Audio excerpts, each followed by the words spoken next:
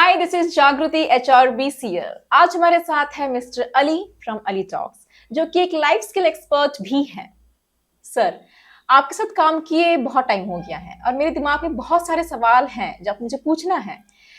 ये सवाल है कि आप कोई भी काम अगर करते हैं तो उसमें जल्दी ग्रोथ हासिल कर लेते हैं, तो क्या राज है इतना जल्दी ग्रोथ हासिल करने का, कुछ बताइए। मैं बहुत सारे अपने स्टूडेंट्स को, अपने साथियों को एक बात ज़रूर बोलता हूँ जी। कि बहुत सारे लोग हैं ना, बहुत बड़ी बड़ी प्लानिंग करते हैं और फिर ये बोलते हैं कि जब सही वक्त आएगा तब हम करेंगे। शुरू करेंगे। हम्म। जब सही परिस्थितियां होंगी हमारे साथ, सर्कमस्टांसेस अच्छे होंगे, तब हम शुरू करेंगे। करेंगे। टाइम कभी सही नहीं आता, सही बनाना पड़ता है। पड़ता है। करेक्ट। सर्कमस्टांसेस कभी सही नहीं होते, उसको सही करना पड़ता है। और इसमें 3 चीज़ें मैटर करती हैं।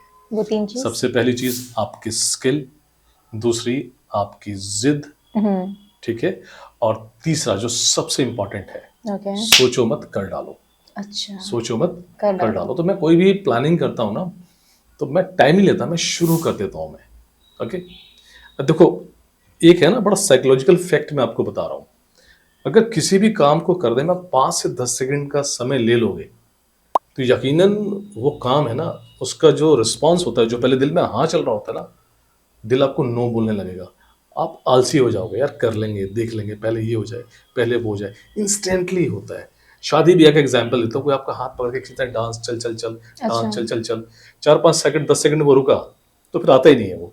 एकदम से कोई घुस गया, नाच कूद के वो आ गया। एग्जाम्पल थोड़ा छोटा है, लेकिन बात इसमें बहुत बड़ी है। तो मैं क्या करता हूँ कि मैं सोचता नहीं, अगर मैंने ठान लिया तो अगले दिन से या अगले घंटे से या जो भी मैंने दिन तय कर रखा है, जो वक्त तय कर रखा है, शुरू कर देता हूँ मैं। और दूसरा कि परिस्थितियां जो होती हैं कभी भी आपके हिसाब से बनती ही नहीं है, आपको बनानी पड़ती है। अच्छा। पड़ती हैं, और इसमें जिद का बहुत बड़ा रोल है। रोल होता है। सो ऐसे बहुत लोगों ने कहा है कि never wait for the right time because there is no such right time. क्या ये सही है? बिल्कुल बिल्कुल सही है। और मैं एक बात और बताता हूँ कि जब आप किसी काम की शुरुआत कर देते हैं ना, ध्यान से सुनना, काम की बात है, तो आपके दिमाग में ना पॉजिटिव सिग्नल शुरू हो जाते हैं। अच्छा। मेरे पिताजी एक बात कहते हैं, काम को काम बताता है। तो जैसे आप कोई चीज़ शुरू कर दोगे ना, और कुछ बड़ा शुरू कर दोगे, तो आपका दिमाग भी वैसे ही काम करेगा, आपकी बॉडी भी वैसे ही काम करेगी। आप उन लोगों से मिलना शुरू कर दोगे जो उस काम में इन्वॉल्व, जिन्हें आप कर सकते हो, और धीरे धीरे आप ये पाएंगे कि आप सक्सेस की ओर जा रहे हैं। क्योंकि जितना आप सोचोगे ना, एक तो सबसे पहले ये ओवर थिंकिंग में चला जाता है। करेक्ट। और नेगेटिव ज़्यादा सोचते हो, कहीं ऐसा हो गया तो, कहीं वैसा हो गया तो, अरे यार अभी मेरे पास तो पैसे नहीं है, अरे मैंने उससे बात की थी, उससे तो मना कर दिया, मैं से कैसे शुरू लेकिन ये ह्यूमन माइंड है सर, ये तो होता रहता है। नहीं करना। अच्छा। ठीक है, आप अकेले काफ़ी हो। ठीक है। और मैं सबको एक बात कहता हूँ कि जब कोई आपका साथ ना देना तो खुश हो जाओ। अच्छा। पूछो क्यों? क्यों? क्योंकि ईश्वर ने ये सिग्नल दे दिया है कि आप अकेले ही काफी है। काफ़ी अच्छा। हैं। Very true. बिल्कुल बिल्कुल बिल्कुल। तो ये जिद और टाइम की बस शुरू कर दो। सर, तो फिर एक एग्जांपल समझाइए, ज्यादा आसान रहेगा। बिल्कुल। ये बात है 2016 की। आप लोग भी बहुत ध्यान से सुनना, कैसे कैसे कष्ट आते हैं। तो मैं एक शो को होस्ट कर रहा था, तो वहाँ पे कुछ गरीब बच्चे स्टेज पर चढ़ गए, और एक फैशन शो था वो बच्चों का, तो वहाँ से बच्चों को भगा दिया गया। ठीक है। तो अचानक मेरे दिमाग में आई कि क्यों ना मैं स्लम के बच्चों के लिए एक फैशन शो को स्टार्ट किया जाए। ठीक है। और वही चीज़, सोचो मत कर कर डालो। डालो, मैं अगले दिन से उस पर लग गया। ठीक है। और मैं बड़ा खुश था कि मुझे बहुत लोग जानते हैं, बहुत लोगों से फंडिंग भी हो जाएगी, और ये शो एकदम सक्सेसफुल हिट हो रहेगा। जाएगा। ये वो ऐसा वैसा तमाम सपने मैंने, ड्रीम्स मैंने बना लिए। एक सोशल कॉज था। लेकिन हैरानी की बात ये थी कि मैं जितने बड़े बड़े लोगों के पास गया, बड़ी उम्मीद लेके, सबसे पहले उन्होंने ही मेरा दिल तोड़ा। अच्छा। बिल्कुल मना कर दिया। एक्सपेक्टेशंस नहीं रखना चाहिए वैसे।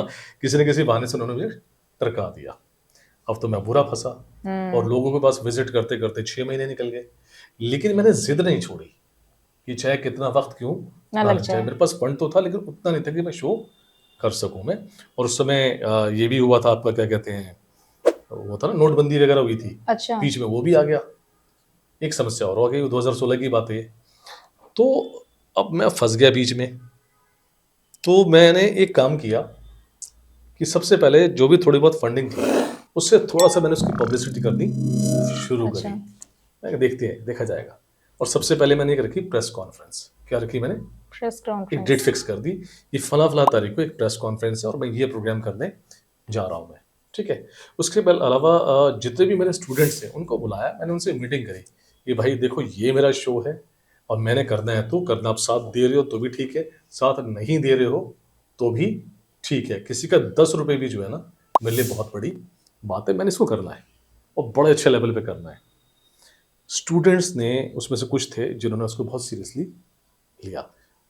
या तो मैं बहुत लोगों के पास था, अब कोई कॉलेज से थोड़ी बहुत फंडिंग कर रहा है, कोई कहीं से फंडिंग कर रहा है, नीचे एक पान वाला था, थोड़ी फंडिंग उसने कर दी, ठीक है। इधर मैं थोड़ी सी सेविंग कर रहा था, बहुत सारी चीज़ें हो रही थी यहाँ पर। स्पॉन्सर कोई मिल नहीं रहा था मेरे को, ओके। जब प्रेस कॉन्फ्रेंस मेरी हुई, जब अच्छे चैनल्स उसमें आए, तो प्रेस कॉन्फ्रेंस के होते ही परिस्थितियाँ मेरे फेवर पे आ गई। तो जब थोड़ा न्यूज़ में आया, अखबारों में आया, चीज़ों में आया, और जब उन बड़े बड़े लोगों ने मुझे देखा, ठीक है, तो उनका माथा जो एकदम से छनक गया और धीरे धीरे मुझे अनजान लोग फंडिंग करने लग गए, क्योंकि बात लोगों तक पहुंच चुकी थी। उस समय एक फेसबुक थोड़ा सा माध्यम हुआ करता था, उस समय इंस्टा तो था नहीं। और यकीन मानना कि 15 से 20 दिन के अंदर मेरे पास इतनी फंडिंग इकट्ठी हो गई कि पहले मैं आराम छोटी से। जगह पे मैं प्रोग्राम करने की सोच रहा था, अच्छा, अब मैंने एक बहुत बड़ी जगह, ले ली थी। हाँ। अब देखिए कि ईश्वर की कहते हैं ना माया, देखो कि जो लोग आपको दुत्कारते हैं, जब आप सफल होने के कगार पे होते हो ना, तो वही लोग आपको आपके चरणों पे आके गिरते भी हैं। शो से ठीक एक हफ्ता पहले ज़्यादातर उन सभी लोगों के कॉल्स आने शुरू हुए जिन्होंने मुझे शुरू में मना ठुकराया किया था। था, क्योंकि प्रोग्राम बनते बनते बहुत बड़ा हो चुका था। और वाकई में प्रोग्राम, और मैंने उनको बुलाया वहाँ पर, मैंने सम्मानित भी किया, लेकिन उस वहाँ मैंने बोली, नाम तो किसी का नहीं लिया, वहाँ मैंने बात बोली कि मैं बहुत बड़े बड़े लोगों के पास गया था और किसी ने मुझे 1 रुपया तक नहीं दिया, लेकिन जब प्रोग्राम इतना बड़ा बन गया तो सभी की ने इच्छा जाहिर की कि मुझे यहाँ पर आना है, ठीक है। जिद थी, मेरे पास फंड यानी परिस्थितियाँ नहीं थी, और ना मैंने सही वक्त का इंतजार किया। शो जो है सुपर हिट रहा, यहाँ तक कि अमेरिका के एनजीओ से भी मुझे कॉल अच्छा। आ गई, और प्रोग्राम था स्लम एंजल्स ऑन रैम्प, ठीक है। और यकीनन ये अपने आप में आज तक one of the best example of my life. Sir, अभी हम जो ग्रोथ की बात कर ही रहे हैं, तो मेरे दिमाग में एक क्वेश्चन आया है। अभी अपना अपना एक्सपीरियंस बताया, लाइफ एक्सपीरियंस, कि कैसा आपका ये शो हिट हुआ, राइट? तो कभी ऐसा लगा है कि कोई शो शुरू होने वाला है या फिर इवेंट स्टार्ट होने वाला है, क्या पता ये हिट ना हो? कभी ऐसा सेकंड थॉट आया है आपके दिमाग में, तब मैं क्या करूंगा? हिट हो गई तो ठीक है, और हिट होती आई है, ग्रोथ आप अचीव करते आए हैं। इन केस 1% नहीं हुआ तो क्या करेंगे आप? ये बड़ा अच्छा सवाल है और इसका आंसर बहुत ध्यान से सुनिएगा, बहुत ज़रूरी भी है, ठीक है। देखो, जब मैं कोई काम करता हूँ ना मैं, तो सबसे पहले मैं उसकी नेगेटिव चीज़ें ज़्यादा सोचता हूँ कि अगर शो हिट नहीं हुआ तो ये बिजनेस नहीं चला, तो ये सेमिनार सही नहीं हुआ, तो जब तो आती है ना मेरे पास बहुत सारे प्लान बीस। हाँ, नहीं, बहुत सारी ऐसी चीज़ें आए थे जहाँ जहाँ पर मैं फेल हो सकता हूँ, तो पहले मैं उस पर काम करना अच्छा। शुरू करता हूँ।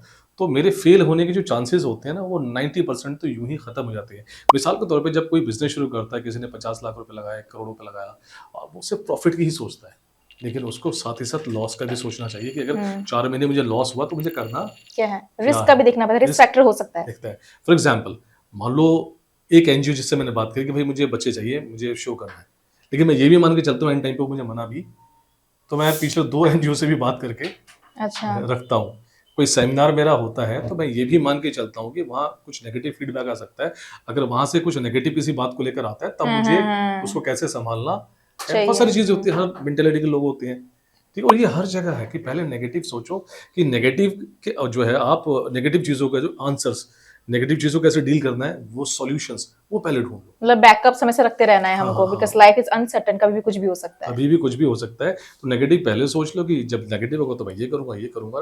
मिसाल के तौर पे बच्चा कोई 12th में होता है, उसको यकीन नहीं है कि मैं फेल भी हो सकता, बाई चांस फेल हो गया तो नेगेटिव नहीं सोचना चाहिए, लेकिन 1% को मार्क्स कम आ गए तो ठीक है, तो हम तो दोनों प्लान करके चलते हैं, तो इससे ना एक तो दिल को तसल्ली होती है, दूसरा फेल होने के चांसेस थोड़े कम हो जाते हैं। तो आपका ये राज था। तो अब मैं भी समझ गई हूँ, मैं भी किसी सही टाइम का, सही अपॉर्चुनिटी का या फिर सही सर्कमस्टेंसेस का वेट नहीं करूंगी। जब कोई चीज दिखेगी तो मैं कर जाऊंगी। सोचो मत, कर डालो।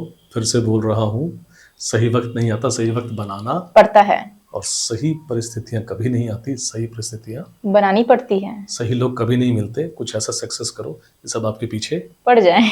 बाय।